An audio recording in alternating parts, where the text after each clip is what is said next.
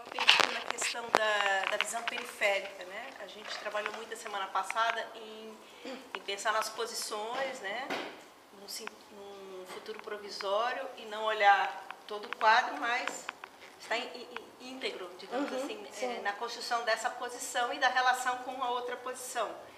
O gamekeeper, ele seria uma espécie de zelador desse futuro provisório, porque talvez ele precise, não sei se o termo seria uma visão periférica, mas ele precisa fazer esse zoom, né?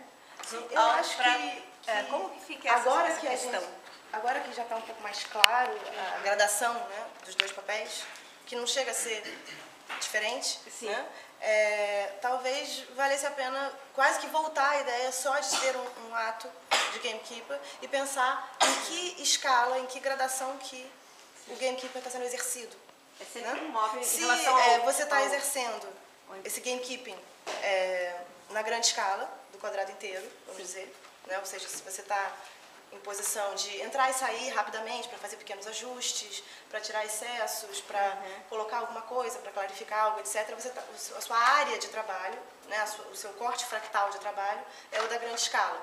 Então, nesse caso, você vai gerir, de fato, o futuro provisório dessa grande escala. Você, por exemplo, começa a ver que pessoas que estão lá dentro e que têm a sua própria pequena escala, de repente, as suas quantidades começam a se aproximar umas das outras, por exemplo. Então, você faz uma ação que é uma mudança de paradigma, por exemplo, em que você ressalta justamente que essas quantidades que estavam agindo em separado, estavam agindo em seus próprios mundos, de repente ganham relevo, por exemplo. Né? Ou você começa a ver que tem uma série de coisas ali que perdeu a função, já não está mais sendo, já virou lixo, já virou excesso, e você remove para a vitalidade florescer, faz só mudanças de centro, clarificações, etc. Mas essa é a mesma coisa que você faz quando você está na sua posição. Você também está gerindo o seu futuro provisório, você também só que você só pode fazer com o que você tem. Se você está nessa posição de, enfim, o quadrado grande está todo aqui ao meu redor e eu estou dentro dele, o que eu tenho para gerir o futuro provisório da minha posição é de fato o meu entorno. Só que se eu estou numa posição de fora e o quadrado é isso tudo, o que eu tenho para gerir o futuro provisório dessa posição, que é tudo isso, é tudo isso. Então, é só uma questão de quantidade mesmo, de uma escala. Não, de escala. isto é absolutamente importante. This is really important for us not to forget and to understand. And immediately when we come back, immediately when we come back to the big scale, we will understand this. But I think the reason for this exercise has to do with the fact that in the process of working in a big scale, we tend to do two things. Either we fall into the spectator role, which is a problem, because being outside allowed us, we become, let's say, camouflados, no? We become, it's very the thin line between being active outside or inactive outside. We don't know, we look at you, we cannot really see if you are really acting or not. So this is, you become undercover in this area. But for me, this is one of the problems, is to fall into the spectator role. But another problem, which is even worse and more damaging for the quality of the work, is that you keep jumping. Like you are a little bit tired of playing because your arm hurts, and you jump into gamekeeping or jump into spectator, which is the worst. Or you are gamekeeper, like I was doing, reconstructing the voice, and then I decided that I'm a player because I had such a nice experience doing this, and people said, and I go, oh, so I continue, and this kind of keep jumping, this keep moving without deciding that, okay, the game doesn't need me, the game has enough players, my role is to work around the game and further in the game, let's say, to be aware of the provisional future and kind of anticipate possibilities. This is my role as a gamekeeper. So the exercise works more into a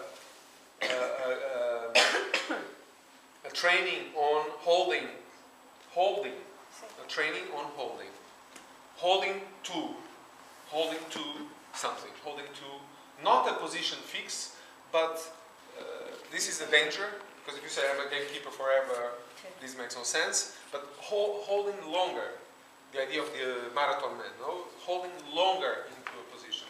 and not just follow your...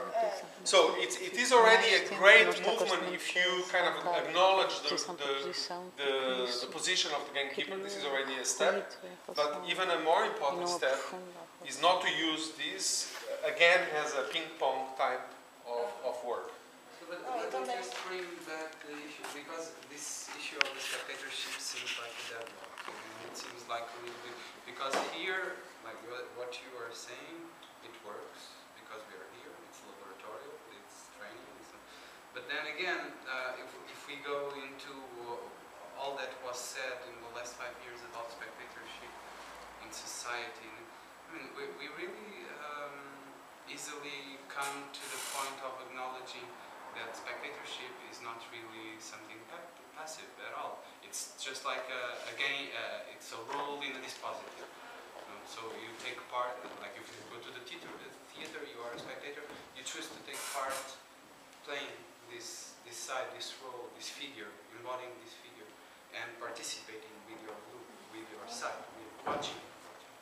So this passivity, I mean, here I think we are all understanding what you are referring to. Carlos, just because in the past 5 years some people wrote some books and thought about this, this doesn't mean that this consciousness is integrated in the system yet. We are not, our dialogue, I mean the people with whom I'm in dialogue are not my peers or my tribe, let's say, are not the ones that I, let's say, have already a communication and we agree. My discussion is about how the system works. When I go to the cafe, when I go to the police. But what's behind, what's important about these discourses on spectatorship is the ethical attitude towards what is a spectator, which basically comes from this idea of somehow, so you were referring this distinction between, so you were saying not equality, but a certain distribution, differential distribution of presences that relate with each other, and still this kind of,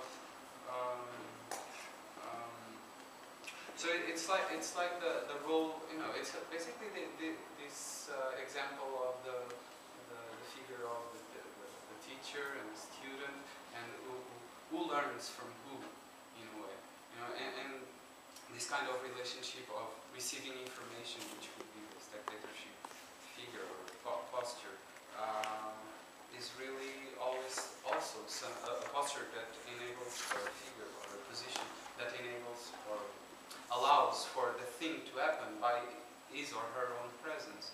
So in a way, so who learns from who spectates from who, so there's an ethical. Por isso que é importante não tomar essas coisas como papéis, porque senão a discussão de fato vai ser interminável, como você disse. É uma questão, eu tomo isso como papel, então a questão é redefinir o que é isso.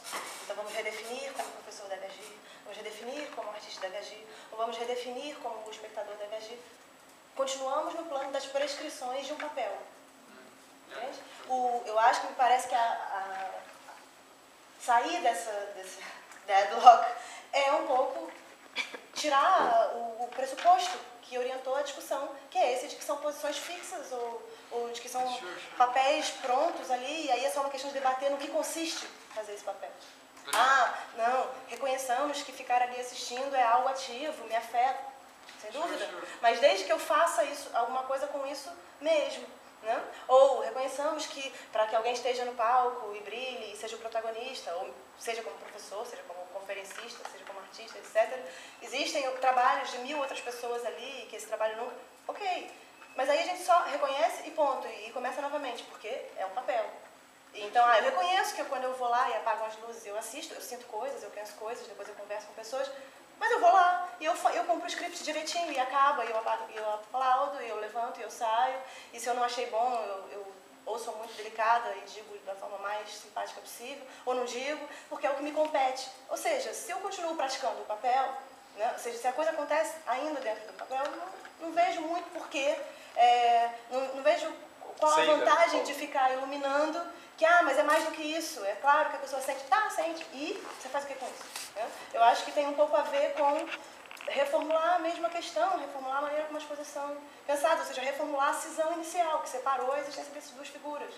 Né? E pensar mais nisso como gradações mesmo, porque na figura do gamekeeper estão mesmo as duas coisas. Tanto está o stand-by, que seria o equivalente do espectador, mas já transformado em ação, né? Ou seja, em espera, né? Quanto está o player, o protagonista, vamos dizer assim, mas já transformado em um executar, né? Em um pôr em marcha, né? Ou seja, ou eu alimento a coisa de paragem ou eu alimento a coisa de andança. Mas em todos os casos eu estou trabalhando por essa coisa. Né? E aí então temos diferentes quantidades espera, quantidades... Né? Agora,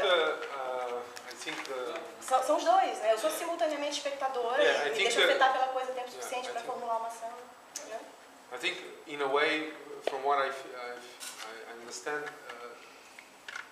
this kind of role of gamekeeper, let's say slowly promoting the gamekeeper into the position that we want the gamekeeper to have here, this idea, it's something that answers to some of the deadlock situations that we have in other systems, but of course it's not something that we can immediately transfer into society, or even we have the ambition to do that in terms of ideology, a new format of, it's not, I really think this is not just desirable or necessary or necessary, but the only thing we can do, this is why this is a laboratory. For me it's interesting for us to discuss the implications of what we are saying here on those levels. No, absolutely, and I think the implication here is only one, and this is why somehow yesterday we were talking, I come back to the idea of training, almost as if, if I do Tai Chi or if I do something, that it's a mental state, personal ethics, if you think about it. It's something that I practice. And then when I go to life, when I'm confronted with power structures, when I'm confronted with hierarchies, when I'm confronted with my position of spectator, etc., the training I have on, not just the training in the fact of practice is something, but it's in my body, and then maybe I can adapt, adjust, question. For instance, I have many examples in my daily life where because of this training, I did not allow some power structures to fall into me because I was able to question them. But of course, it's not about changing them. It's not this idea of, there's no changing the world. There's no ambition, intention, anything. If changing anything, acho que é construir uma relação diferenciada e não mudar. But in the level, I think this is why art and universities or science, art and science are the places for this discussion, in a way. Even if they will contaminate life, and even if life is the subject of the discussion, let's say, even if we can look at life, but I'm not, there's no proposition, there's nothing behind this, let's say, practice that ambitions a change of systems, because otherwise it will be against its own principle of working with what trabalhar com o que há.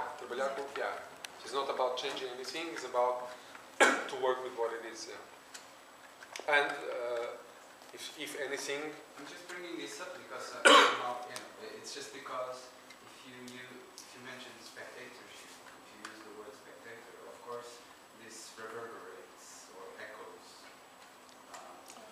into all the because it has been a huge discussion, of course. There's been a huge but here what happened is that me and Fernando, we were discussing this exercise, and Fernando was kind of insisting, no, there's no difference between gamekeeper and player.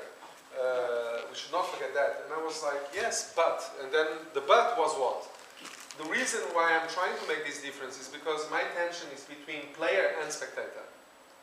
And this is why I introduce a new, let's say, player in the game, a new novo conceito, pelo menos que ele ganhe mais importância, because my goal is that the discussion stops being between spectator and player and starts being between gamekeeper and player. But for that, you have to understand that you don't have only the choice of either play the game or look at the game being played. You have also another role, let's say, another place to be